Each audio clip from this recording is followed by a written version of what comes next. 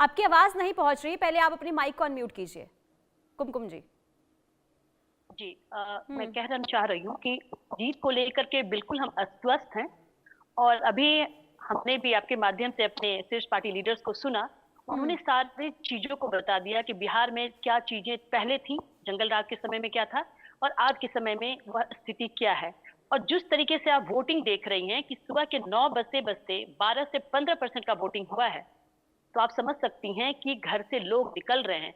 अभी मिशा भारती सो को मैं कहूंगी, जो मिशा ये वर्ड ही कहाँ से आया था, वो कुछ कह रही थी कि घर से गरीबों को घर में बंद कर दिया गया है।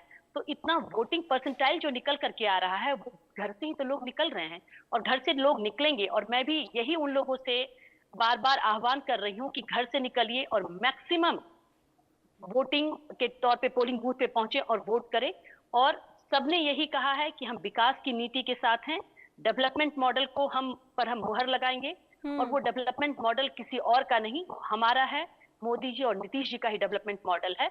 और दूसरा बात मैं कहूंगी कि हमारे गिरिराज सिंह सही तो कह रहे थे कि ना तो समाज को लेकर के विश्वास है, समाज में एक विद्रोह पैदा कर देना है, सेना में विद्रोह पैदा कर देना है। मतलब एन केन प्रकारेण दुनिया, देश को, राज्य को, बिहार राज्य को स्पेशली मिसलीड करना है जी। और बिहार की जनता भली भांति जानती है कि इन लोगों को करना कुछ भी नहीं है, सिर्फ इन लोगों का एक दिखावा है, प्रोपेगेंडा है। कभी लालू यादव को ही अगर आप देखेंगे तो कभी वो स्टार प्रचारक के तौर पे आ जाते हैं, कभी लालू यादव को जब कोर्ट में बुलावा आता है तो वो व्हील चेयर पे आ जाते हैं। तो इन चीजों को जनता देखती है, जनता आंख मूंद करके नहीं है, बिहार के डेवलपमेंट को देख रही है और वो वोटिंग पैटर्न में आपको नजर आ रहा है।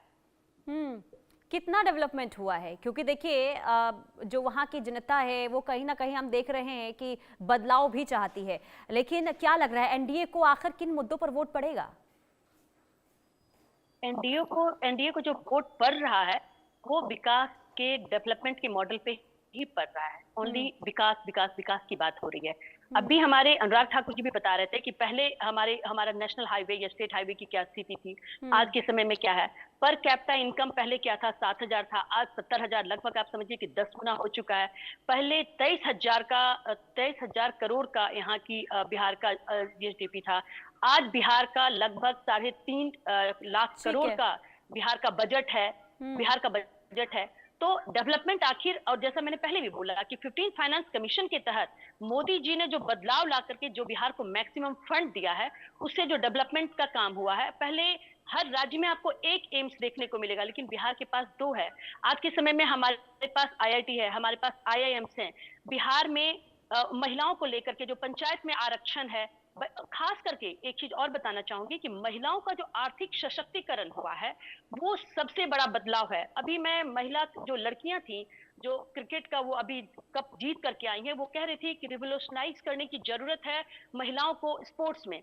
मैं कहूंगी कि not only sports, in any field, और हर फील्ड में जो मोदी जी ने और नीतीश जी ने जो बदलाव लाया है, जो महिला सशक्तिकरण, आर्थिक सशक्तिकरण जो है, देखिए सबसे बड़ा सशक्तिकरण होता है। खास मैं भी जमीन पे मौजूद हूँ, महिलाओं से मिल रही हूँ और उन महिलाओं का भी कहना है कि हमारी स्थिति पहले से बेहतर नहीं, बहुत बहुत बहुत बेहतर हुई है।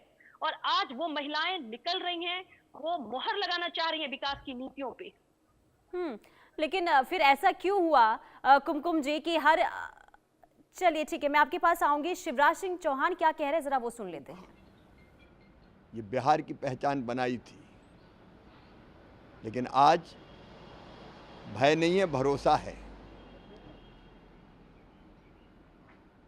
आज करप्शन नहीं, इनोवेशन है। आज जंगल राज नहीं, सुशासन है। बिहार में विकास की बहार है और जन कल्याण का एक अनोखा इतिहास लिखा गया है। और राहुल गांधी तो पहले ही पराजय स्वीकार कर चुके हैं। वोट डलने के एक दिन पहले वोट चोरी, वोट चोरी, वोट चोरी। जनता वोट देती नहीं है, वो कहते हैं वोट चोरी हो गए। अब जनता कोई मछली मारने पे और जलेबियां तलने पे वोट नहीं देगी। इसलिए महागठबंधन ने पहले ही पराजय स्वीकार कर ली है और एनडीए की महाविजय सुनिश्चित है।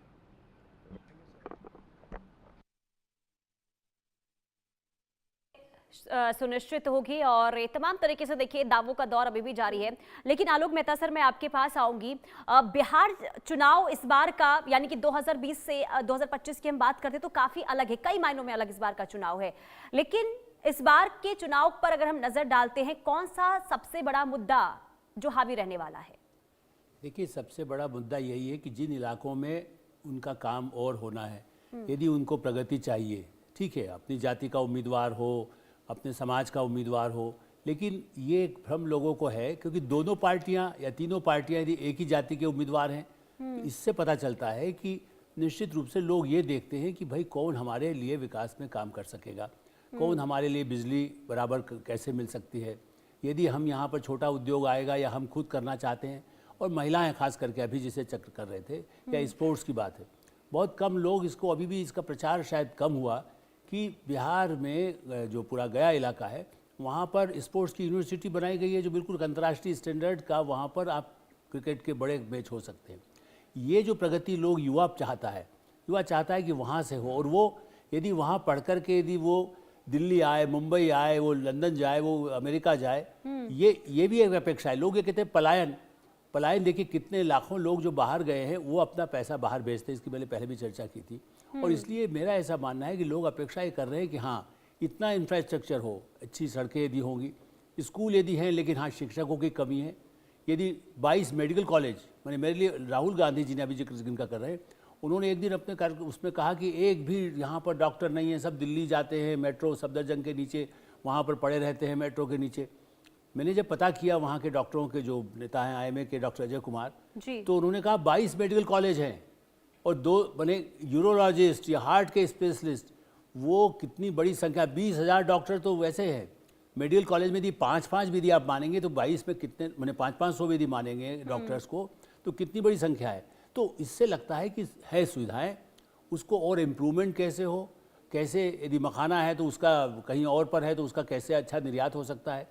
महिलाओं को जो सशक्तिकरण का मुद्दा है, जो 10,000 रुपया, देखिए ऐसा है कि आपको एक बार कुछ छोटी चीज कीजिए, घर में न बैठिए और बूथ पे जाइए, मतदान कीजिए, यही निवेदन। यादव ने कहा है कि क्या अब वो बाद में, आज तो चुनाव है, वो कल से पूछिएगा, कल से बताएंगे। गाने के माध्यम से क्या अपील करेंगे? आप लोग आज जो है वोट दीजिए और बाकी गाना वाना फिर कल से होगा, आज वोट दीजिए। देखिए, बिहार के पूरे प्रदेशवासियों से अपील करता हूं कि लोकतंत्र के इस महापर्व पर मतदान अवश्य करें और देश की खुशहाली के लिए, देश की तरक्की के लिए, राष्ट्र प्रथम को मानते हुए भारत माता को सर्वोच्च शिखर पर पहुंचाने के लिए मतदान करने अवश्य जाए। देखिए, आज मतदान हो रहा है और सब लोग हंसी खुशी के साथ मतदान करें। देखिए, चेहरा तो सभी को दिखाना चाहिए। मतदान करने से पहले मतदाता पहचान पत्र इसलिए देखा जाता है कि वास्तव में आप जो हैं व्यक्ति वही हैं, इसलिए आइडेंटिटी कार्ड देखा जाता है। सर, तेजस्वी यादव कह रहे हैं कि सरकार उनकी बनने वाली मुख्यमंत्री, देखिए, प्रचंड बहुमत के साथ NDA गठबंधन पुनः सत्ता में वापसी कर रहा है। धन्यवाद। तो ब्रजेश पाठक को आप सुन रहे थे, उत्तर प्रदेश के डिप्टी CM जो जीत का दम भरते हुए। और चलिए ठीक है, मनीष के पास जाएंगे, लेकिन सर आप अपनी बात पहले पूरी कीजिए। और इसके साथ मेरा एक सवाल आपसे ये भी होगा, क्योंकि देखिए मुद्दे तो काफ़ी हैं बिहार में और इन मुद्दों को उठाया भी गया अलग अलग पार्टियों की तरफ से, लेकिन हर बार के चुनाव में ये देखा गया है कि सबसे ज़्यादा हावी जो रहा है जाति फैक्टर। तो क्या लग रहा है इस बार भी असर देखने को मिलेगा क्या इसका? जैसा मैंने पहले भी कहा कि जाति मुद्दा इसलिए कि लोगों के मन में बार बार, चाहे वो तेजस्वी यादव, लालू यादव हों, वो पुराना ही फार्मूला आया कांग्रेस पार्टी। ठीक है, मैं आपको ये ध्यान दिलाऊं कि राजीव गांधी इसके खिलाफ थे कि आरक्षण को न बढ़ाया जाए, लेकिन राहुल गांधी उसी मुद्दे को दूसरा ढंग से, वो तो सेना में भी चाहते हैं कि आरक्षण कर दो, पिछड़ों को लाए। भाई वहाँ पिछड़े हैं, वहाँ दलित भी हैं, वहाँ सिख भी हैं, वहाँ ईसाई भी हैं, वहाँ हिंदू हैं।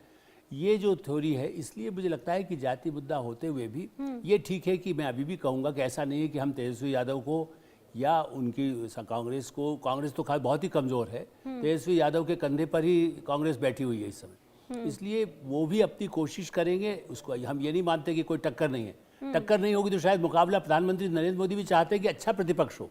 यदि एक बड़ी पार्टी होगी सामने, कांग्रेस ही यदि होती, आज देखिए कांग्रेस पिछले 90 के बाद 35 साल हो गए हैं, आज तक वहाँ पर आ नहीं पाई है। ये कितना दुर्भाग्य है देश का, इतनी बड़ी पार्टी होते प्रतिपक्ष की, वो अपने बल पर कम से कम सत्ता में नहीं आती, बड़ा प्रतिपक्ष तो रहती। लालू यादव को राज देने के बाद कांग्रेस वहाँ पहुँच ही नहीं पाई। इसलिए जाति मुद्दा यदि होता तो फिर लालू यादव लगातार रहना चाहिए था। या मुस्लिम देखिए, मुस्लिम नेता अब्दुल गफूर को कांग्रेस ने चीफ मिनिस्टर कभी बनाया था, 1-1.5 साल में हटना पड़ा उनको, जाति के मुद्दे को बना करके। आज कोई मुस्लिम नेता क्यों नहीं उन्होंने प्रोजेक्ट किया? यदि मुस्लिम वोट चाहिए तो वो कहते कि हाँ उसको चीफ मिनिस्टर बनाएंगे। कांग्रेस तो कह सकती थी किसी दलित को मैंने किया जाए, लेकिन नहीं, उनको लगता है कि केवल जो लालू यादव चाहें सिर्फ वो करना है।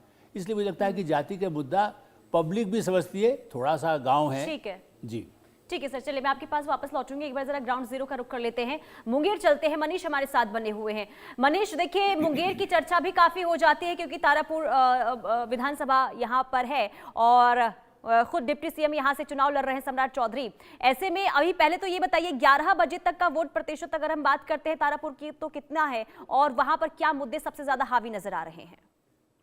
देखिए अभी थोड़ी देर में ये ऑफिशियली जो है आंकड़े जारी हो जाएंगे और उसका हम उसको अपडेट करेंगे, लेकिन इतना जरूर है कि अगर हम मुंगेर के खासकर तारापुर विधानसभा का अगर हम जिक्र करें तो निश्चित रूप से यहाँ पर कांटे की टक्कर बीजेपी वर्सेस आरजेडी में साफ तौर पर दिखाई देखने को मिल रही है। और उसमें सबसे इम्पोर्टेंट पॉइंट ये है, जो हमने कई लोगों से बात की, चाहे वो सम्राट चौधरी के पैतृक गांव की बात करें या फिर आसपास के इलाकों में बात करें, तो उन कई लोगों का ये कहना था कि जो हमें दे रहा है, चाहे राशन की बात करें या फिर वृद्धा पेंशन या दूसरे पेंशन की बात करें या योजनाओं का जो लाभ उन्हें मिल रहा है, तो उनका ये कहना था कि जो हमें दे रहा है हम तो उसी को देंगे, कौन बाद में देगा वो तो बाद में देखेंगे। यानी ये जो बात है ये लोगों के जुबान पर चढ़ी हुई है और इससे आप समझ सकते हैं कि ये एक बड़ा आधार है जिसके आधार पर पब्लिक वोट कर रही है। लेकिन इन सबके बीच हमारे साथ बहुत सारे लोग हैं, इसमें युवा भी हैं जिन्होंने वोट कर दिया है, बुजुर्ग महिलाएं भी है जो वोट करके यहाँ पर पहुंची हुई है और मतदान केंद्र के ठीक बाहर ये जगह है। हम सीधे, दादी आप लोगों ने वोट कर दिया ना? दिखाइए, निशान दिखाइए अपना ऊपर की। आप देख सकती हैं कि ये बुजुर्ग दादी है, महिलाएं हैं जो कि वोट करके पहुंची है। दादी ये बताइए, पार्टी का नाम मत बताइएगा, इस बार क्या सोच के वोट किए? ये चल रहा है वीडियो। वोट अभी क्या सोच के किए? आपको वोट करने का उद्देश्य क्या है? आप ये चीज चाहिए कि उसको, जैसे कि हर चीज आपको मिल रहा है, सुविधा, क्या ये सुविधा ठीक मिल रहा है? सुविधा जो देते होते ही। दादी वोट दिए? क्या सोचे, कौन चाहिए, नीतीश की तेजस्वी? क्या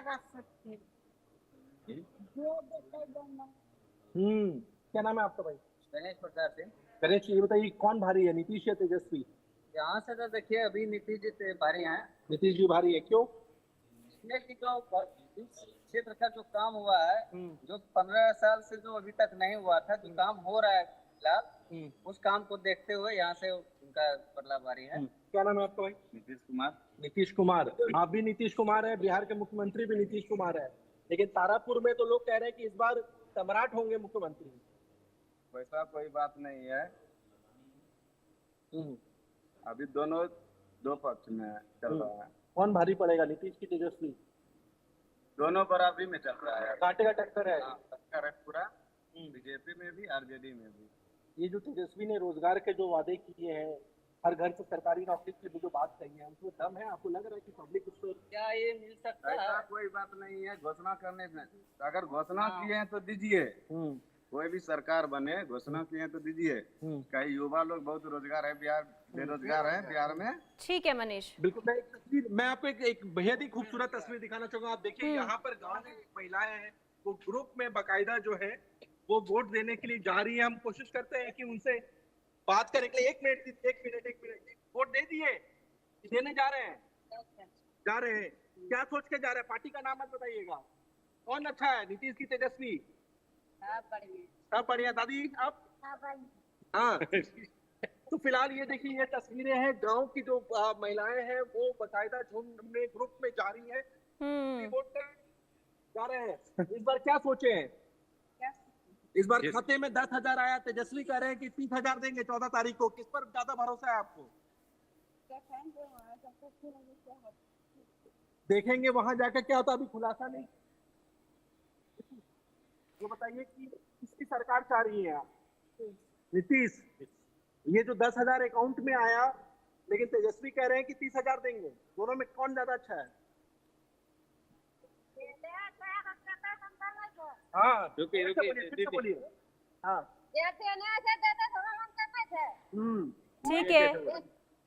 ठीक है मनीष, देखिए ये आधी आबादी जिन पर हर दलों की नजर इस बार भी देखने को मिली और यही वजह है कि बड़े बड़े दावे भी चले गए हैं, लेकिन अपने पत्ते तो खोलते हुए महिलाएं नजर नहीं आ रही हैं, लेकिन सीधा वोट के जरिए ही जवाब देंगी। ठीक है, आप बने रहिए। हमारे साथ doctor Ramesh Thakur senior journalist भी जुड़ चुके हैं। रमेश ठाकुर जी, सबसे पहला सवाल तो यही होगा कि अभी तक देखिए 11 बजे तक का तो वोट प्रतिशत सामने नहीं आया है, लेकिन 9 बजे तक 13% रहा है। इसे आप किस तरीके से देख रहे हैं, और दूसरा ये इस बार का चुनाव आप किस तरीके से देख रहे हैं? देखिए, इसमें 2-3 चीजें हैं। पहला तो जो वोट प्रतिशत शुरुआत का देखा गया है वो ठीक ठाक है, तकरीबन ठीक ठाक कहा जाएगा। और दूसरा, जिस तरीके से भी मनीष ने महिलाओं से बात की और महिलाओं का समूह दिखाया, तो इससे आप अंदाजा लगा दो, बीते 3 चुनाव में, थोड़ा पीछे जाना पड़ेगा आपको, तो जो